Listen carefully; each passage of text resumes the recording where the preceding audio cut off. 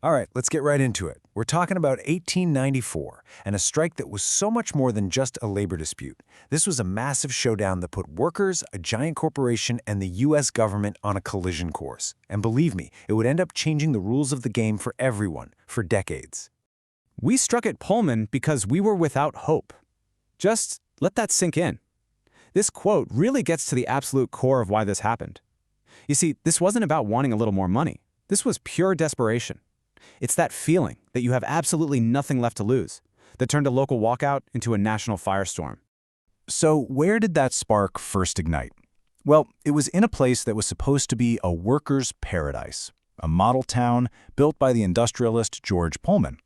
The thing is, he controlled everything. The company owned your house, it owned the grocery store, it owned the church. It was total control.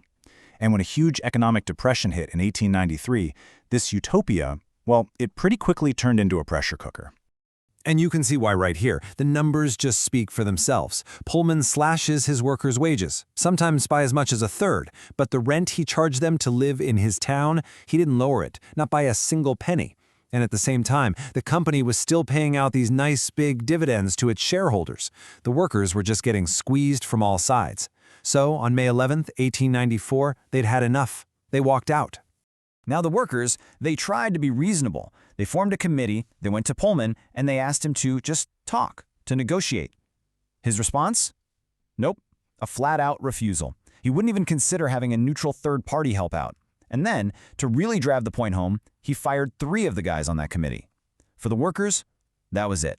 The door to any kind of peaceful discussion had just been slammed in their face. So, this is the moment where a local problem goes national. I mean, it just explodes. The Pullman workers, feeling completely cornered, reached out for help. And the way that call was answered, well, it was about to bring the entire country's railroad system to a screeching halt. And here is the absolute game changer.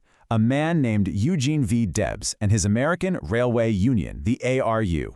See, back then, most unions were craft unions. They organized workers by one specific skill. So you had a union for engineers, a union for firemen, and so on. But the ARU was different. It was an industrial union. Their radical idea was to unite every single person who worked on the railroad into one massive, powerful union. And that gave them a kind of leverage that was completely unheard of. And the result of that new power? Whoa, it was staggering. When the ARU called on its members to boycott any train in the country that was pulling a Pullman car, 250,000 workers listened. 250,000 people across 27 states walked off the job. It was this incredible act of solidarity, and it basically paralyzed everything west of Detroit. You can bet the railroad owners were not just going to sit back and watch this happen. Suddenly, this wasn't just George Pullman's problem anymore. The ARU's boycott was a direct threat to their entire industry. And all these powerful railroad executives decided to band together to crush it. And their plan was, well, it was brilliant in a ruthless kind of way. First, the General Managers Association, the GMA, made sure all 26 railroads were on the same page. Second, they sent out the order, if any worker refuses to handle a Pullman car, fire them, immediately. But the third step, that was the real masterstroke. They started deliberately attaching U.S. mail cars to the trains with Pullman cars. See what they did there? Now, if the workers stopped the train, they weren't just striking. They were interfering with the U.S. mail, which is a federal crime. And that little trick worked like a charm. President Grover Cleveland and his Attorney General, Richard Olney, who, by the way, used to be a top railroad lawyer, jumped right into the fight. And they jumped in on the side of the railroads. This was the moment the full, immense power of the federal government was aimed directly at the striking workers. And the government's first weapon wasn't bullets. It was a piece of paper, an injunction. Basically, a federal court issued this incredibly broad order that made it illegal for union leaders to do, well, anything. They couldn't send telegrams, they couldn't give speeches, they couldn't even encourage the strikers. Someone at the time called it a Gatling gun on paper, and they were right. It was designed to completely cut the head off the strike. But Debs and the strikers just ignored the injunction. They felt it was totally illegitimate. And what happened next was fast and it was violent.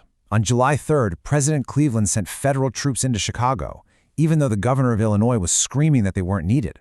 And the presence of soldiers, it was like throwing gasoline on a fire. Riots broke out, there was gunfire, and by July 11th, Eugene Debs was arrested, and the whole thing started to fall apart. And here's the real cost of that decision.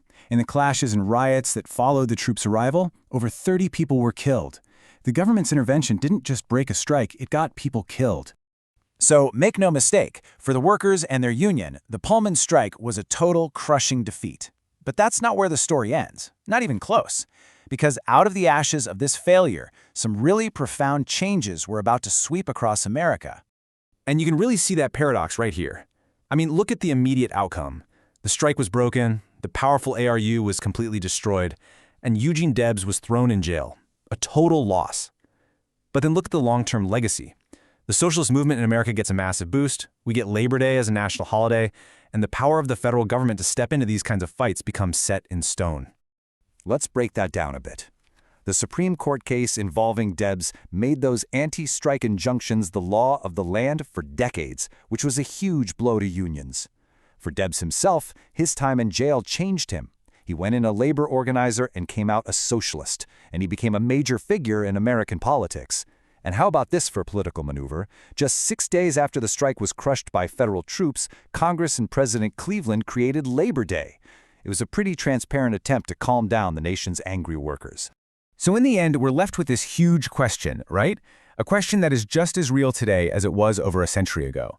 At what point does the government's need to keep the economy running, to protect commerce, become more important than the rights of its citizens to organize and fight for a better life? The Pullman Strike forced America to stare that question right in the face, and it's a debate we are still having to this day.